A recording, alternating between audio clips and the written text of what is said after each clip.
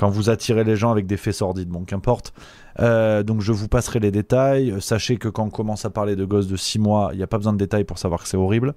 Toujours est-il que j'aimerais tirer un coup de chapeau aux médias mainstream qui en ont parlé. Et ça, je trouve ça très important. On pense à Le Parisien, qui a fait un boulot depuis le début. Hein, vraiment, depuis l'arrestation du type, Le Parisien a fait le boulot. CNews en a parlé. Marianne en a parlé. Dans la presse régionale, je sais qu'il y a plusieurs journaux qui en ont parlé. Et donc, c'est très important de montrer que parfois, voilà, les médias mainstream font le taf. Donc, bravo à eux. Et à la fois l'enquête médiatique et les échos médiatiques qu'il y a eu sur la base de l'enquête judiciaire ont fait état d'un réseau pédocriminel à l'international et dans lequel Pierre-Alain Coutinho contribuait à fournir des gosses, un truc sordide. On est dans l'un de ces fameux réseaux pédocriminels qui n'existent pas parce que vous comprenez, c'est un fantasme d'extrême droite. Bon, je passe rapidement sur les faits, les amis. Je vous invite à lire le travail qui a été fait dans Le Parisien, qui pour le coup donne des détails qui sont difficiles, donc libre à chacun d'aller se renseigner ou pas sur les détails. Je pense qu'avec ce que je vous ai dit, il est aisé de comprendre la gravité de l'affaire. Ce que je veux vous dire par là, sur cette affaire Coutinho, et j'en reparle dans la farce tranquille de ce soir, donc petit spoil, mais c'est pas grave, parce que je voulais insister sur plusieurs éléments qui me semblent très importants, et par ordre de gravité et de réflexion.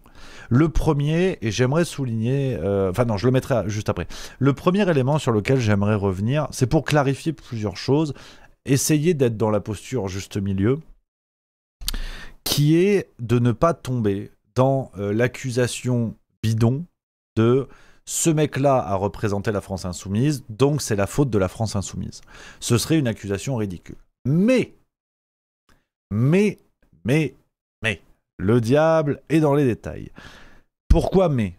Le problème, c'est que cette affaire Coutinho revient en pleine gueule de la France insoumise, et je trouve que c'est bien fait. J'explique par là. Le problème avec la France insoumise, c'est que ce sont devenus les champions du monde de l'instrumentalisation de ce genre d'affaires. On prend par exemple, au moment des dernières législatives 2024, on prend les candidats du Rassemblement national. Tu as eu des types dans des circonscriptions à droite à gauche, où en fait les médias, notamment Libération, avaient remonté qu'il y a 8 ans, il y a un des candidats qui avait partagé une photo de sa tante sur Facebook où on le voit à côté de quelqu'un qui fait un blackface. Des trucs qui sont évidemment pas malins, qui sont évidemment condamnables si on a envie de le condamner. Ok. Mais la France insoumise a instrumentalisé cette technique politique qui est d'aller choper des dossiers sur ses opposants et de leur coller à la gueule en permanence. Un peu une sorte de name and shame, comme on dit en anglais, ou je sais pas quoi là. C'est-à-dire que tu vas chercher ce genre de dossier et tu fais tout ce qui est en ton possible pour le coller sur ton adversaire, pour lui rappeler. Une sorte de procès en historicité, j'appelle ça comme ça de temps en temps, c'est-à-dire de rappeler l'histoire, rappeler le passé, en disant « vous avez vu, vous avez vu, vous avez vu ». Et je parle même pas de l'héritage vichiste ou quoi du RN, enfin du FN à l'époque, pardon. Je parle d'événements très récents, vraiment très récents. Et la France insoumise, ce sont des spécialistes là-dessus. Ils aiment bien rappeler au parti, oui, mais vous aviez quelqu'un qui a fait ça, quelqu'un qui a fait ça, donc vous n'êtes pas crédible. Alors avec toutes les affaires de la France insoumise, le problème c'est que si cette technique leur était appliquée, les débats ne dureraient pas très longtemps. Et avec l'affaire Coutinho, je pense que c'est pas un concours, mais on franchit un barreau dans l'échelle de la gravité. Je pense qu'on sera d'accord là-dessus. Cette technique est évidemment mesquine, mais le problème de l'affaire Coutinho, on a envie de dire la France insoumise est pédocriminelle. Tout comme ils font avec le RN, quand ils vont shipper quelqu'un qui a partagé un truc raciste, vous voyez, le RN est raciste. Cette technique est nulle et non avenue. En tout cas, je la trouve ridicule. À un moment donné, les partis politiques ne peuvent pas être tenus pour responsables de ce qui se passe dans un parti composé par plusieurs milliers, voire dizaines de milliers de militants. C'est pas possible. Je suis désolé, c'est pas possible. Et sur l'affaire Coutinho, c'est la même chose. C'est pas une défense de la France insoumise que je veux faire là, je veux juste remettre les choses en place. Parce que sur l'affaire Coutinho, et vous savez à quel point la lutte contre la pédocriminalité me tient à cœur, vous savez à quel point je suis pas du genre à arrondir les angles là-dessus, je pense que le travail de juste milieu parle pour moi. Et en tout cas, je n'ai pas trouvé d'éléments qui permettent d'affirmer que les cadres de la France insoumise étaient au courant de ce qui a été reproché à Pierre-Alain Coutinho. Je le mets sous réserve, mais au moment où je vous parle, je n'ai pas trouvé d'éléments qui valident cette thèse.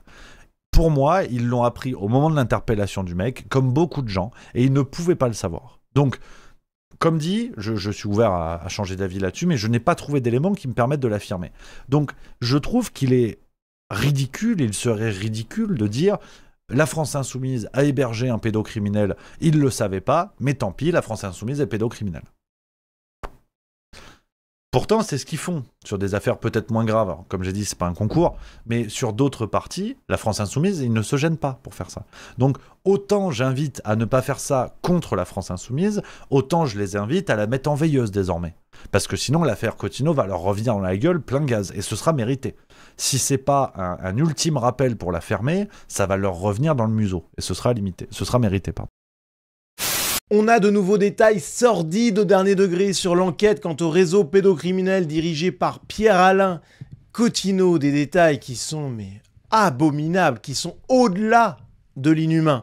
Alors, quelques victimes identifiées, évidemment. Il y a certainement d'autres victimes encore parce que Pierre-Alain Cottineau, par son métier d'assistant familial et par son rôle de personne d'accueil pour enfants placés auprès de l'ASE, il avait malheureusement des possibilités d'avoir des très jeunes enfants chez lui. Donc on imagine qu'il y en avait beaucoup de victimes. Là, on a 4 victimes qui ont été identifiées, dont une qui était ancienne, puisque ça datait des 15 ans de Pierre-Alain Cottineau. Après son coming out, il aurait déjà agressé un enfant de 4 ans, donc c'était il y a longtemps. Et malgré cela, il a pu approcher des enfants dans son métier et même en avoir à domicile. C'est de la folie furieuse. Alors, les victimes de ce réseau pédocriminel identifié, on a d'abord une fillette de 3 à 4 ans, lourdement handicapée, qui avait d'ailleurs une sonde gastrique et qui a subi les assauts ignobles. Voilà, je vais pas avoir les mots dans cette vidéo parce que là, on est vraiment au-delà du dissible, au-delà de l'imaginable même. On est dans les tréfonds de la saloperie humaine. Mais cette très jeune enfant qui a subi le pire, et sur les vidéos qu'ont visionné les enquêteurs qui étaient au bord de la nausée, alors que c'est leur métier d'enquêter sur ce genre de pratique, bon, sur ces vidéos, parce que tout ça a été filmé, enfin vraiment, mais horrible au dernier degré, eh bien, elle appelait sa mère à l'aide. Voilà. Et pendant ce temps-là, ce sale type, cet ignoble personnage, ce monstre, continuait son affaire, franchement, bon, ignoble. Et quand on regarde le texte du Parisien qui a sorti l'info, mais enfin franchement, je peux même pas vous le lire en fait. Je ne peux même pas vous le lire. On est face à des gens qui ont infligé les pires souffrances possibles à des enfants dont Pierre-Alain Cottineau avait la garde. Des enfants qu'ils ont drogués, qu'ils ont maltraités au dernier degré. Mais bordel, quel degré de perversité extrême, complètement tordu il faut avoir pour être capable déjà ne serait-ce que d'envisager. Enfin c'est déjà ignoble, ignoble. Ce qui est clair, c'est qu'on est en face d'un des pires réseaux pédocriminels de ces dernières décennies. Voilà, que ce soit par la nature, par la gravité, par la répétition, par le nombre des victimes, etc. Enfin, on est sur un cas hors norme. Et là où c'est quand même assez stupéfiant de la part du monde médiatique, c'est qu'il y a un silence presque total. Alors, évidemment, des médias en ont parlé, le Parisien en tête, donc il y a un peu de médias qui en ont parlé quand même, mais par rapport à ce que ça aurait dû être. Imaginez, on est sur quelque chose qui normalement devrait agiter les salles de rédaction partout en France. On devrait avoir des portraits sur cet homme, sur ses victimes, sur son réseau, sur ses complices, etc., etc. Il devrait y avoir vraiment des tonnes et des tonnes d'articles, comme il y en avait eu à l'époque pour Émile Louis ou pour d'autres types de genres. C'est exactement la même chose. Pierre-Alain Cottineau, c'est le Émile Louis de notre époque contemporaine. Et pourtant, il y a plein de journaux qui n'en parlent pas. J'ai cherché sur le site du Monde, pas un article. Voilà, alors j'ai peut-être mal cherché. Libération, même chose. Bon, c'est quand même très étonnant. Alors pourquoi ce silence médiatique presque total? Pourquoi ce manque d'entrain phénoménal des rédactions à traiter ce sujet? Eh bien, la réponse, elle est évidente. Pierre-Alain Cottineau était un militant France Insoumise et même un candidat au municipal à Ancenis, près de Nantes, pour cette formation politique. C'était un militant de gauche, le voilà en campagne pour les municipales, c'était en 2021, on le voit avec sa colistière. On les voit également sur cette affiche de campagne et on les reconnaît ici avec Manon Aubry, figure majeure de la France Insoumise. parce que ça permet d'expliquer le relatif silence médiatique. Je vous en ai fait la démonstration. Ça gêne un peu tout le monde dans les rédactions parce que ça donne du grain à moudre à l'ultra giga droite, etc. Ça fait le jeu du Rassemblement national, etc. Donc ça, surtout dans les rédactions parisiennes, on veut surtout pas ça. Ok. Mais également parce que beaucoup à gauche ont été accusés de choses absolument immondes, rien que ces dernières semaines. Je ne dis même pas ces dernières années ou ces derniers mois. Pourtant, il y aurait de quoi dire, hein. Mais juste sur ces dernières semaines, il y a vraiment du très très sale à gauche. Du compagnon d'Ercilia Soudet qui a été accusé de viol et de pratiques dégradantes avec la volonté, selon Ercilia Soudet, de faire en sorte qu'elle s'épile le plus possible afin qu'elle ressemble à une mineure. Voilà, ce sont les paroles d'Ercilia Soudet. Alors, il a été relaxé au bénéfice du doute. Mais bon, il y a déjà ça. Aussi, ces derniers jours, Olivier Jacoulet, qui est ancien professeur de journalisme et ancien porte-parole d'Amnesty International, qui a été condamné à de la prison ferme pour détention d'images pédopornographiques. Tout ça, sur les derniers jours, sur les dernières semaines maximum.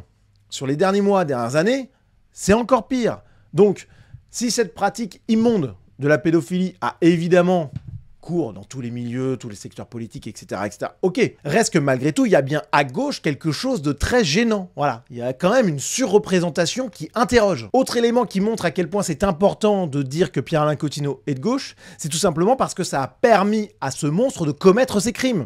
Son statut d'homme engagé à gauche au sein de la France Insoumise, mais aussi en tant que militant LGBTQIA+, etc., etc., l'a certainement aidé à pouvoir accueillir des enfants.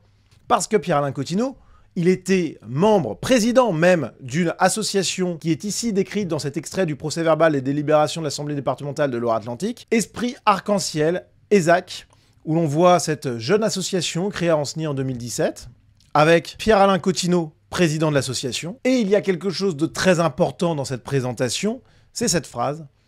Cette association souhaite avant tout lutter contre les stéréotypes qui refusent les pluralités de situations en matière d'orientation sexuelle et d'identité de genre. Afin d'élargir le regard sur ce thème, l'intervention auprès des plus jeunes est essentielle.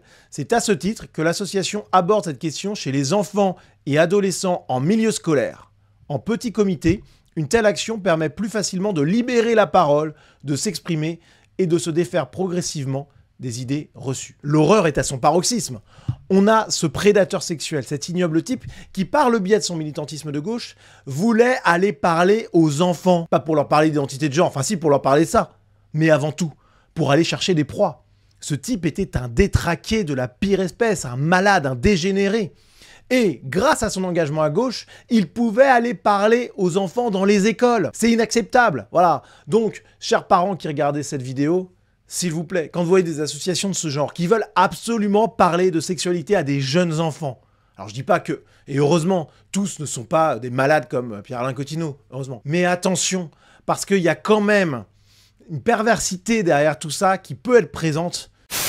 Ils viennent de publier maintenant les suites de cette enquête qui nous plonge dans les actes de cet ancien militant LFI, mais également militant LGBT très engagé dans l'ensemble du tissu militant et associatif. Organisant des gay pride. Organisant des gay pride, dans LGBT d'ailleurs, oui. LGBTQ+, et dans le plus, on n'exclut pas la pédophilie, voilà. Hein ? Alors, la deuxième partie de cette enquête nous révèle que Pierre-Alain Coutinho était à la tête d'un réseau pédocriminel, qu'il publiait des images. On nous parle de viol et de soumission chimique sur un enfant de 3 ans, mais également on revient sur un bébé de 4 ou 5 mois qui aurait été victime de ces agissements, des enfants qui ont été mis en laisse. Enfin, vraiment, le sordide du sordide. Je n'ai rarement entendu pire que cette affaire pédocriminelle. La photo que le Parisien a choisi de mettre, elle n'est pas tout à fait neutre parce que les internautes ont évidemment retrouvé la source de l'image. Et la source de l'image, c'est Pierre-Alain Coutinho qui pose à côté de Manon Aubry. Voilà. On a également d'autres photos qui ont circulé de Pierre-Alain Coutinho sur les réseaux sociaux. On a Pierre-Alain Coutinho qui organise une manifestation contre le harcèlement anti-LGBT et qui demande plus d'inclusion dans les programmes pour les enfants. L'un des membres qui porte la banderole derrière Monsieur Coutinho qui fait le discours, donc il était vraiment un personnage central de Loire-Atlantique, eh bien c'est Andy Kerbrat. Andy Kerbrat, si le nom ne vous dit rien, il s'agit du député de Loire-Atlantique de la 2e circonscription. Il a été interpellé le 17 octobre dernier pour achat de 3 MMC, c'est-à-dire une drogue qui est fréquemment utilisée pour pratiquer le chemsex. Et avec quel argent a-t-il acheté cette drogue? Bien sûr avec son enveloppe parlementaire, parce qu'on n'est jamais à quelques économies près sur le dos des Français. 25 000 € quand même d'argent de son enveloppe d'avance de frais qui ont été retirés en liquide ou vers son compte personnel, donc ce n'est pas tout à fait rien. Pierre-Alain Coutinho, je vous le disais, ancien militant LFI, ancien candidat. Est-ce que Libération fait un article sur Pierre-Alain Coutinho? J'ai cherché sur Google. Il n'y a rien qui ressort lorsqu'on tape Pierre-Alain Coutinho Libération. Je suis allée plus loin, je me suis rendue sur le site de Libération et j'ai cherché dans la barre des mots-clés. Aucun article de Libération. Très étonnant, vous me direz. On a France Info également, sur lequel j'ai recherché Pierre-Alain Coutinho. 0 réponse, 0 résultat sur Monsieur Pierre-Alain Coutinho à la tête d'un réseau pédocriminel. Et Le Monde non plus n'en parle pas. C'est étrange tout de même cette omerta. La gauche ne s'est réellement pas précipitée pour parler de cette affaire. Pourquoi ? Eh bien, il faudra répondre à cette question. Le seul article qui existe dans la gauche, c'est l'article de l'Humanité qui revient sur cette affaire en titrant « Des vidéos abjectes témoignent du terrifiant réseau pédocriminel de Pierre-Alain Coutinho ». Il mentionne bien que c'est un candidat de la France Insoumise, mais à la fin de cet article, ce qui m'a particulièrement intéressée, c'est qu'il parle de condamnation unanime de ces actes barbares. Je viens de vous démontrer, chers téléspectateurs, que c'était très loin d'être unanime, parce que Marianne aussi nous dit qu'il y a eu un choc à la France Insoumise. Enfin, personne ne s'est réellement positionné sur cet ancien candidat. Si le seul positionnement de la France Insoumise, c'est un communiqué de presse pour dire stop aux provocations indignes et aux insinuations écœurantes sur les réseaux sociaux par le groupe LFI du pays d'Annecy, d'Ancenis, pardonnez, j'ai ma langue à fourcher, dont était membre Pierre-Alain Coutinho. Donc il y a eu un coup de gueule, mais personne n'a dénoncé. Un coup de gueule pour se plaindre. Pour se plaindre d'être assimilé à l'homme qui les représentait. Sauf que personne n'a condamné les actes de ce monsieur, c'est très dérangeant. Pourtant, la gauche est assez coutumière de pointer du doigt certaines personnalités qui dérangent. France Info, pas d'article sur Pierre-Alain Coutinho, mais un article sur Ludivine Daoudi, qui était candidate RN à Caen et dont on a fortuitement retrouvé une photo d'elle en train de porter une casquette nazie. Voilà, donc elle a même sa photo dans France Info, cette brave dame. Alors, c'est assez intéressant l'affaire, parce que c'est pas extrêmement... fin ni de bon goût de se déguiser ainsi, mais ça relève du carnaval. Et à l'époque, on en avait fait un scandale absolu. Dans toute la presse, on avait dénoncé. Alors bon, c'est tout à fait regrettable, mais entre un déguisement de carnaval et le viol d'enfants avec acte de barbarie dans un réseau pédocriminel, c'est quand même pas tout à fait la même chose. Et or, médiatiquement, le viol avec barbarie dans le cadre d'un réseau pédocriminel d'un candidat LFI, c'est l'occultation dans beaucoup de médias, en tout cas dans les médias de gauche, et cet acte de carnaval, c'est un scandale absolu. Et donc vous voyez le biais dans l'information. Quand on vous dit l'information n'est pas une opinion, mais si bien sûr, l'information qu'on ne traite pas, c'est en fonction de l'opinion de celui qui ne la traite pas, et l'information qu'on traite, c'est aussi en fonction de l'opinion de celui qui la traite. On a également Caroline Parmentier qui a été largement criblée par les journalistes, et Libération qui dernièrement a pointé du doigt la députée RN, Laure Lavalette, en disant qu'elle rejoignait le troupeau des brebis galeuses parce qu'elle aurait des positions anti-De Gaulle et pro-OAS. Voilà, c'est le terme de brebis galeuse. Il vaut toujours mieux parler des brebis galeuses chez les autres plutôt que dans son propre troupeau. En l'occurrence, s'agissant de Caroline Parmentier, elle a eu des écrits quand elle écrivait dans le quotidien Présent, évidemment, qui est un quotidien catholique, donc elle a pu écrire des choses qui sont actuellement choquante par rapport à la vision de la gauche.